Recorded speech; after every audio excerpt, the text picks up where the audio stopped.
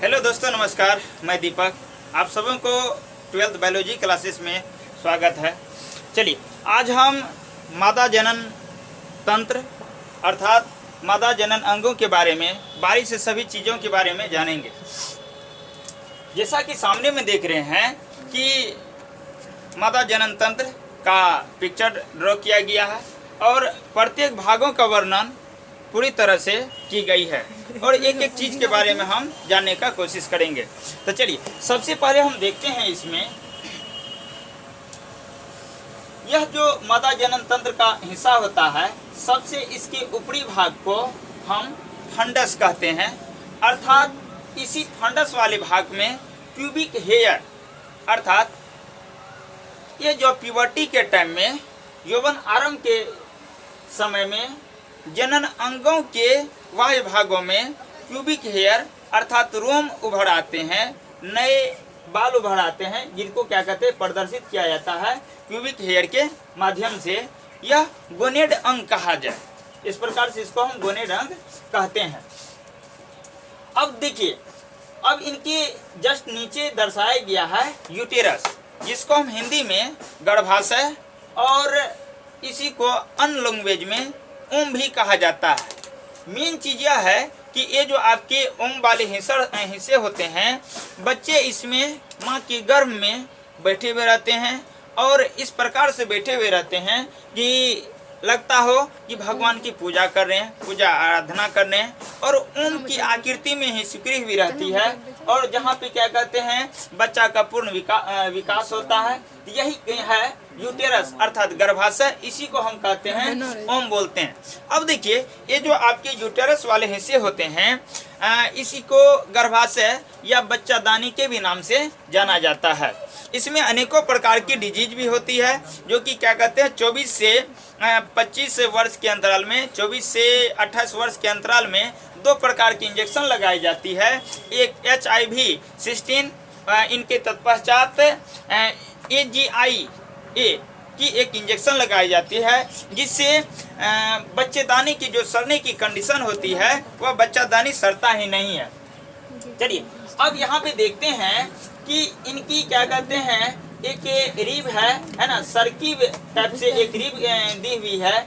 इन्हीं क्या कहते हैं, सर्कुलर पथ को फैलोपियन ट्यूब या ओविडक्ट कहा जाता है। फैलोपियन ट्यूब अर्थात इसी को हम डिम्बवाहिनी या अंडवाहिनी के नाम से जानते हैं। जब किसी भी लड़की अर्थात गर्ल्स की आयु 11 से 13 वर्ष की अवस्था होती है, तो उसके अंडाशय में ओवम का बनना प्रारंभ हो जाता है और इसी नली से होकर, फैलोपियन ट्यूब से होकर अंडाणु बाहर निकलते हैं और गर्भाशय में पहुंचते हैं। तो इस प्रकार से देखिए, जिस नली से होकर अंडाशय से बाहर निकलकर गर्भाशय में पहुंचने का कार्य करती है, इस नली को हम कहते हैं फैलोपियन ट्यूब अर्थात ओविडक्ट, जिसको हिंदी में हम डिम्बवाहिनी या अंडवाहिनी के नाम से जानते हैं। अब यहाँ पे देखा जाए कि इनके क्या कहते हैं, अत्यधिक वक्रित भाग यहाँ पे इनफंडिबुलम के नाम से जाना जाता है, या इसी को स्थमस के नाम से जानते हैं।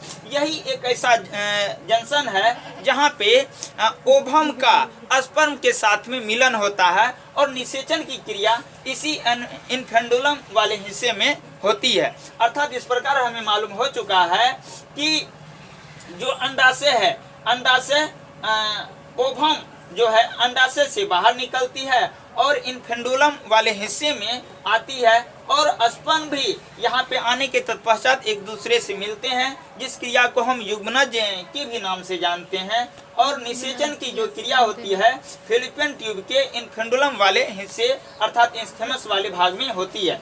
चलिए, अब हम क्या कहते हैं, दूसरा भी हम कंडीशन इसमें हम देखते हैं। यह जो आपके यूटेरस वाले हिस्से होते हैं या ओम वाले हिस्से होते हैं, इनकी आकृति नाशपाती के आकार की होती है, और यह खास तौर पे जिस प्रकार से बैलून में क्या कहते हैं स्वेल करने की कंडीशन होती है, फूलने की कंडीशन होती है, सेम बाय सेम कंडीशन इस यूटेरस में भी होता है। जब कोई भी माँ गर्भ धारण करती है तो उनके यूटेरस में गुब्बारे के ही जैसा लचीलापन मायोमेट्रियम की एक परत रहती है, इसी मायोमेट्रियम की परत के द्वारा ही इसमें के सॉइल में जो सेल होते हैं इसमें उभार आ जाता है और अपने बच्चे के अनुरूप क्या कहते हैं उनके यूटेरस में परिवर्तन होते रहता है। तो चलिए, अब ये जो आपकी यूटेरस है, यूटेरस में 3 प्रकार के सेल पाए जाते हैं। पहला जो सेल है इनको कहते हैं पेरीमेट्रियम, दूसरा जो सेल है इनको कहते हैं मायोमेट्रियम, तीसरा जो सेल है इसको कहते हैं इंडोमेट्रियम। अब ध्यान देने वाली बात है कि पेरीमेट्रियम यह जो है यूटेरस का सबसे बाहरी वाला कोशिका होता है। दूसरा मायोमेट्रियम यह जो है यूटेरस का पेरीमेट्रियम और इंडोमेट्रियम के मध्य मांसल वाला हिस्सा होता है और यह इस प्रकार से स्पंजी कहा जाए जो कि हमेशा समय के अनुकूल संकुचन और शिथिलन की क्रिया इसमें होती रहती है। इसी में संकुचन और शिथिलन की क्रिया होने के तत्पश्चात न्यू बॉर्न बेबी का पैदाइश होता है जो कि ऑक्सीटोसिन हार्मोन के स्रावित होने के तत्पश्चात होती है।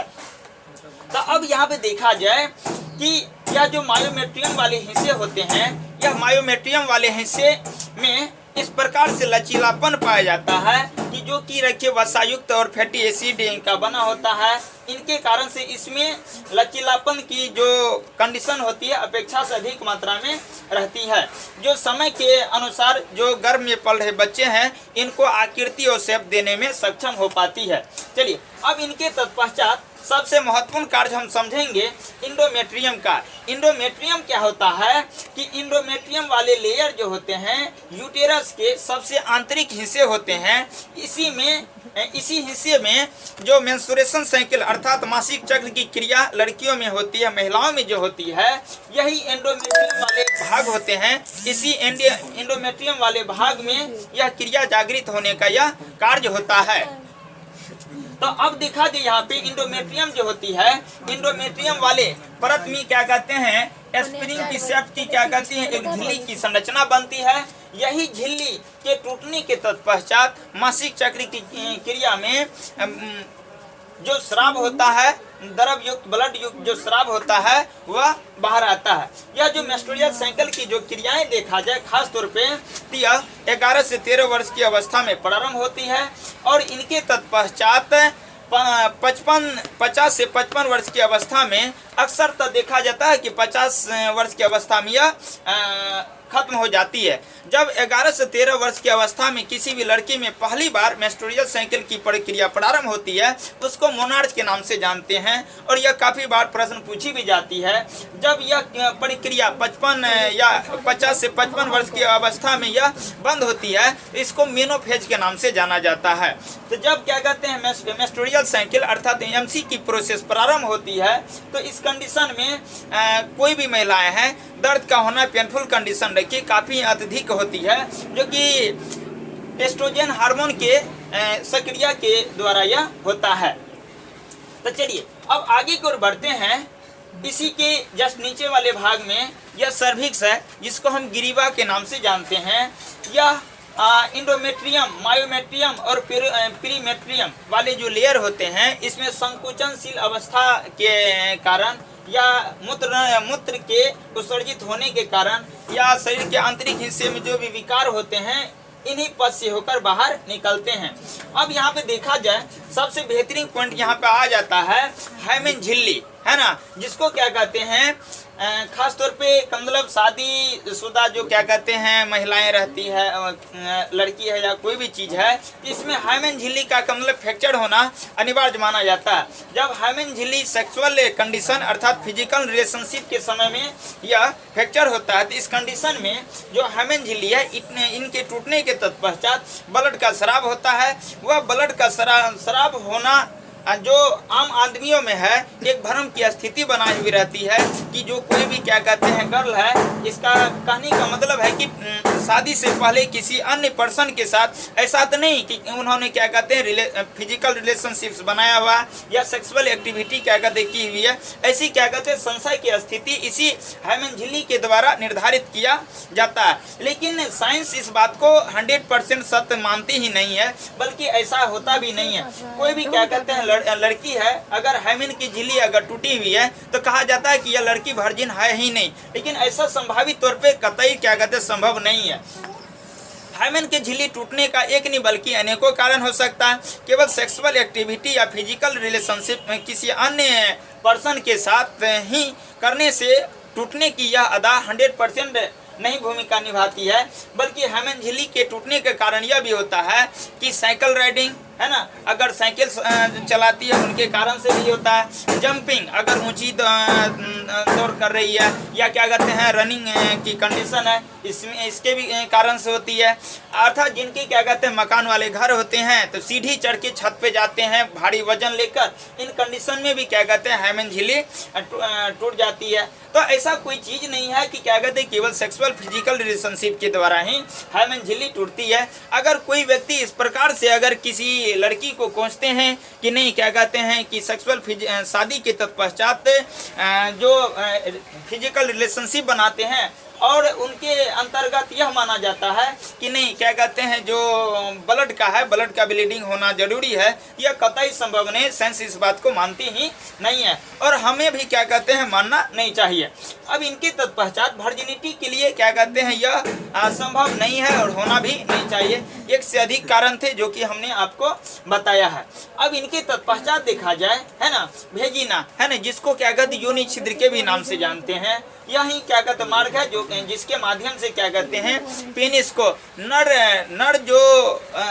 जनन तंत्र वाले जो यूरेथ्रा वाले भाग रहते हैं पेनिस कहा जाए, उन पेनिस वाले हिस्से को इसी भेजिना के माध्यम से स्पर्म को फीमेल बॉडी के अंदर इजाकुलेट किया जाता है। तो भेजिना एक प्रकार का सेंसिटिव ऑर्गन होते हैं, यह केवल क्या करता है स्पर्म को गेन करने का कार्य करता है। अब यहाँ पे देखा जाए कि भेजिना के अंदर वाले जो हिस्से रहते हैं एक क्या कहते हैं लिप लैप स्ट्रक्चर, अर्थात क्या कहते हैं होठ में क्या कहते हैं आकृति रहती है।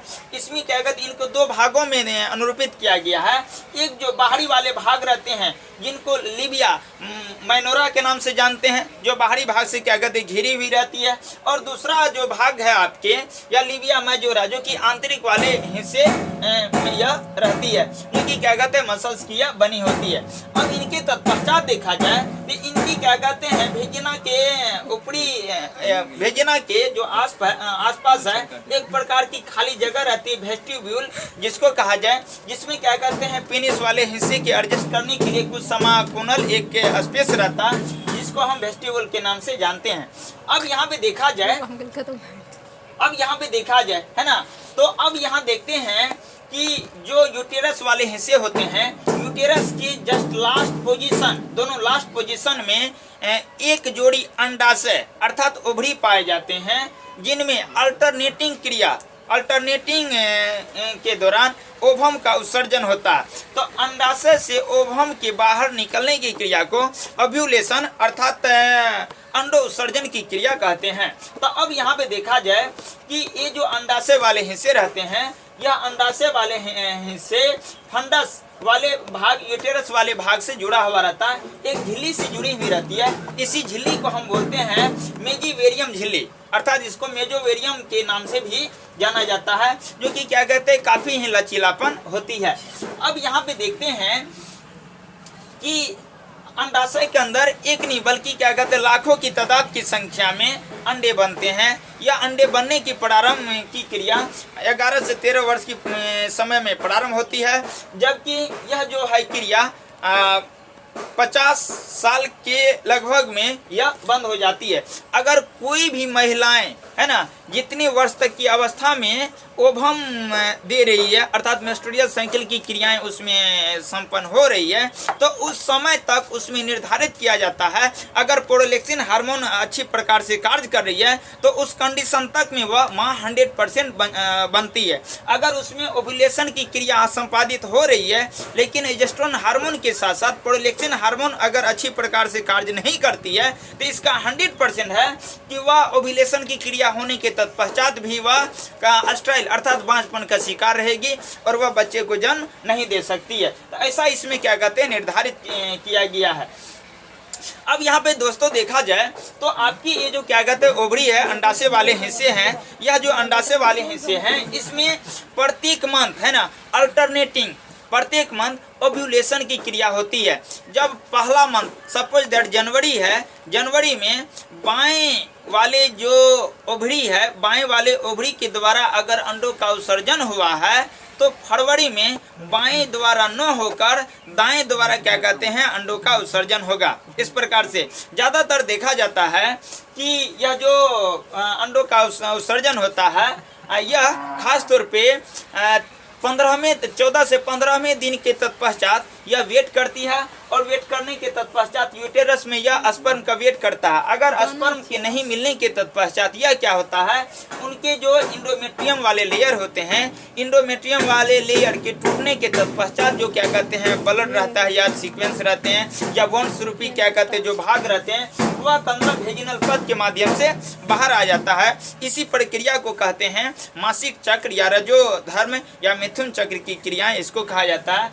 साधारणतः क्या कहते हैं, इनको आम बोलचाल की भाषा में महामारी के नाम से भी क्या कहते हैं जानते हैं। इस समय में महामारी के समय में कोई भी क्या कहते लड़की है, इनको खास तौर पे क्या कहते एक मूवी निकली हुई थी पैडमैन को क्या कहते देखना चाहिए और उससे सीख लेनी चाहिए। कारण है कि हर संभव देखते हैं कि आजकल कहीं में ऐसा होता है कि कहा जाता है कि इन महिला का एक बच्चे हुए या का मतलब इससे पहले या का मतलब बात की जो कंडीशन आती है कि इनका का मतलब बच्चादानी ही सड़ गया है और इनको क्या कहते हैं काट के हटाना पड़ेगा। इस प्रकार की क्या कहते हैं संभावनाएं ज़्यादातर रहती है। इसका 100% है कि वह जो महिलाएं हैं या उनकी क्या कहते हैं जो फैमिली है इनका का मतलब अच्छी प्रकार से केयर नहीं करते होंगे या बचपन में या क्या कहते हैं बाद में, जिसके कारण से वेजिनल पथ में संक्रमित होने के कारण से रखिए इनमें जो सेल है यह सड़ जाते हैं और वेजिनल कैंसर का उत्पादन कर देते हैं। तो इनके लिए एक ही चीज़ है कि दिन प्रतिदिन की जो क्या कहते हैं खर्चा है वो बचाइए और अपने महबूबा का जरूर है पेट कार्ड खरीद के दीजिए। इससे क्या होता है कि मतलब जो भी वेजिनल कंडीशन रहते हैं या कैंसर रहते हैं वह कैंसर होने की संभावना नहीं मानी जाती है। तो हर संभव देखा जाए दोस्तों क्या कहते हैं जो पैडमैन मूवी है यह बहुत ही क्या कहते हैं अच्छा है और ख़ास तौर पे इसी से इसी हेल्थ से जुड़ा हुआ क्या कहते हैं बात उसमें बतलाया गया है। इनके लिए इनको अवार्ड भी मिली है। तो जो भी लड़की है इनको खास तौर पे देखना भी चाहिए। तो अब चलिए दोस्तों आगे देखते हैं, है ना। आगे अब देखिए एक क्या कहते हैं पॉइंट यहाँ पे निर्धारित की गई है फीमरी, अर्थात यह क्या कहते हैं फीमरी क्या समझते हैं। यह जो आपके अंडाशय वाले हिस्से होते हैं, आपके अंडाशय वाले हिस्से को फिलोपियन ट्यूब के टॉप्स वाले पर्सन में उंगली के समान एक उभाड़ पाए जाते हैं जिनके माध्यम से यह अंडाशय को कैच किया हुआ रहता है और कैच करने के तत्पश्चात इसी वाले भाग से ओवम बाहर निकलकर फिलोपियन ट्यूब से होकर गर्भाशय में यह पहुंचते हैं। यह जो फीमरी नुमा उंगलनुमा उभाड़ है, इसी उंगलनुमा उभाड़ को हम फीमरी कहते हैं। चलिए तो आज के लिए बस दोस्तों इतना ही। हमारी समझ से आप सबों को यह वीडियो पसंद आई होगी तो कृपया लाइक कीजिएगा। Thank you so much.